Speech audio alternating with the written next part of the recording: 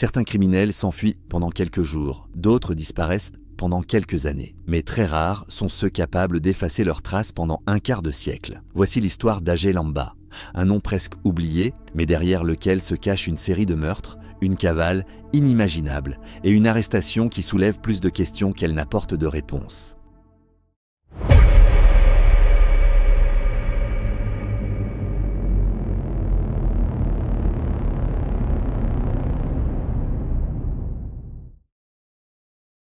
Pour comprendre cette histoire, il faut remonter aux années 90, à Krishna Nagar, un quartier populaire de Delhi. Ajay est décrit comme un garçon ordinaire, sans histoire particulière, un élève plutôt moyen qui quitte l'école après la classe 6. On raconte qu'il traîne avec des groupes locaux, qu'il fait de petits travaux, puis qu'il glisse, lentement mais sûrement, dans la petite criminalité. Mais un détail va tout changer. Vers 1996, il adopte une nouvelle identité, pas par fantaisie, pas par nécessité administrative, mais parce qu'il veut s'effacer volontairement. C'est le premier signe que quelque chose se prépare.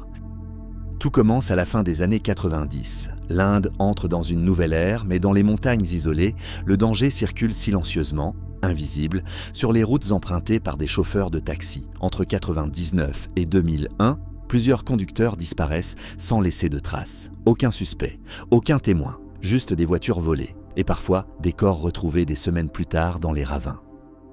Selon les dossiers policiers, Ajay Lamba et ses complices ciblaient un type de victime en particulier, les chauffeurs de taxi indépendants. Ces hommes travaillaient souvent seuls, acceptant des courses tardives pour gagner quelques roupies de plus. Ils étaient faciles à aborder, faciles à convaincre.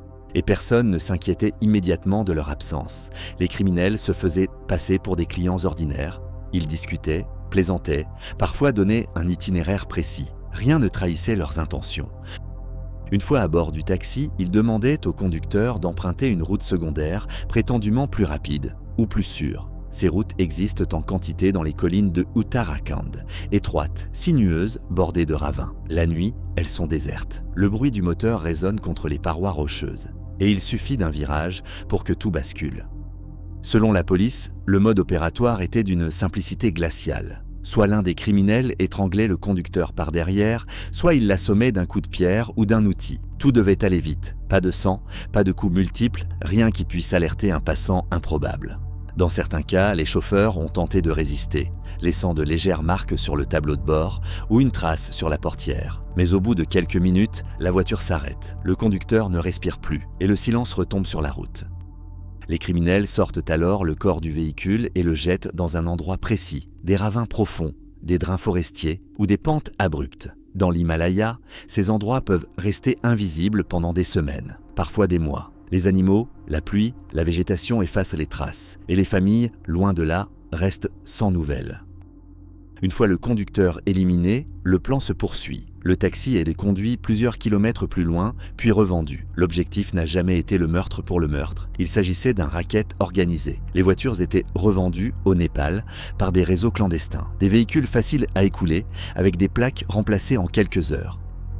À l'époque, les régions montagneuses manquaient de coordination policière. Un taxi disparu à Almora n'était pas immédiatement lié à un taxi disparu à Haldwani. Et Ajay avait plusieurs alias, plusieurs lieux de résidence, aucune attache stable. Le plan était simple, mais pendant un temps, il a été parfaitement efficace.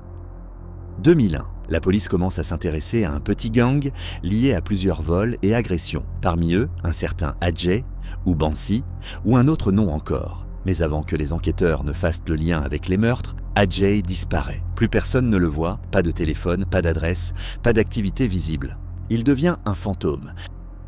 Pendant près de 10 ans, Ajay vit au Népal. Personne ne sait sous quel nom, dans quel village, de quoi il vivait. Mais une chose est sûre, il choisit le Népal pour sa proximité et les réseaux de revente de véhicules déjà existants.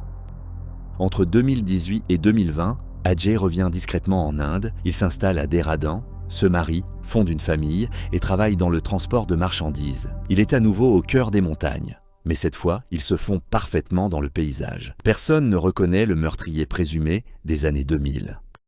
Mais un criminel qui a échappé à tout pendant 20 ans ne se transforme pas en père de famille modèle du jour au lendemain. Selon les rapports policiers, Ajay se met à transporter ou vendre du cannabis entre Odisha et Delhi. Il serait également impliqué dans un vol à main armée dans une bijouterie en 2024. Mais encore une fois, personne ne pense qu'il est le fugitif de 1999. Son identité nouvelle fonctionne. Pendant des années, Ajay Lamba a vécu comme un homme invisible. Pas de réseaux sociaux, pas de casier récent visible. Un homme qui change de ville, de travail, de visage presque. Mais en 2025, sa chance tourne. Et ce n'est pas lui qui commet une erreur. C'est un de ses anciens complices. En mai 2025, la police de Delhi arrête un homme pour une affaire de vol. Un homme banal. Un criminel local, sans grande importance. Mais lors de son interrogatoire, il évoque un nom, un souvenir, quelqu'un qu'il a connu il y a longtemps, Ajay, ou plutôt Bansi, ou encore Lamba. Le policier en face de lui fronce les sourcils. Ce nom, il l'a déjà entendu, dans un dossier ancien, très ancien. Les enquêteurs commencent à fouiller. Ils ressortent des archives un dossier poussiéreux, des meurtres de chauffeurs de taxi datant de 1999 à 2001. Un nom revient dans plusieurs rapports, un suspect disparu, un fantôme, Ajay Lamba. Le complice a donné 3 éléments, une ville, Dehradun, une activité, transport de marchandises et surtout qu'Ajay serait impliqué dans une affaire de stupéfiants récente. C'est une révélation explosive, parce que cela signifie une chose, Ajay Lamba n'est pas seulement vivant, il est toujours actif, quelque part en Inde. À partir de là, la police de Delhi commence un travail minutieux. Recouper les identités, comparer les photos anciennes avec des hommes signalés dans d'autres affaires, vérifier les dossiers des tribunaux, et une nouvelle vérité apparaît. Un certain Ajay L. doit se rendre à Delhi dans quelques semaines, pour une audience judiciaire. À partir de cette information, tout s'accélère. La police met en place une surveillance discrète. Pas d'opération bruyante, pas de force spéciale, juste de la patience et du renseignement. Les enquêteurs commencent à suivre la trace administrative d'Ajay, son adresse, ses déplacements, ses fréquentations. Ils découvrent qu'il vit désormais une vie presque normale, marié, père, employé dans le transport, un homme intégré, invisible dans la foule. Au lieu de l'arrêter chez lui, au risque d'alerter ses proches ou de provoquer une fuite, les policiers décident d'attendre l'audience. C'est méthodique, c'est froid, c'est calculé. Le jour J approche. La police place plusieurs équipes autour du tribunal. Des agents en civil, des véhicules banalisés, des radios silencieuses. L'objectif, ne pas le laisser franchir la porte du tribunal, car une fois à l'intérieur, il serait plus difficile d'agir sans attirer l'attention. Ajay arrive à pied, vêtu simplement, pas stressé, pas inquiet. Il pense venir régler une affaire de drogue mineure. Il ne se doute de rien. Il marche, téléphone en main, et traverse la grande esplanade. Encore quelques mètres. Soudain, 3 hommes s'approchent. Un badge discret, un geste de la main, il ne résiste pas. Il comprend immédiatement. Après 25 ans de cavale, son passé vient de le rattraper. Une fois Ajay arrêté, les enquêteurs rouvrent les dossiers qu'ils avaient remis de côté depuis plus de 2 décennies. Des papiers jaunis, des photos prises avec des appareils argentiques, des notes manuscrites, tout doit être réexaminé. Les policiers recoupent les dates, les lieux, les témoignages, les disparitions. Ils réinterrogent les familles. Certains parents, plus âgés maintenant, n'avaient jamais perdu espoir. D'autres ne sont plus là pour entendre la nouvelle. Le plus troublant, c'est que certains corps n'ont jamais été retrouvés. Des dossiers restent incomplets. Des questions en suspens. Combien de victimes au total? Ajay a-t-il agi seul? A-t-il commis d'autres crimes restés invisibles? La police explore chaque piste. Désormais, Ajay devra répondre devant la justice. Pour les meurtres anciens, pour les vols, pour les trafics, pour les identités multiples. Son passé criminel, longtemps effacé, revient comme un boomerang. Après l'enquête de police, 4 affaires ressortent immédiatement.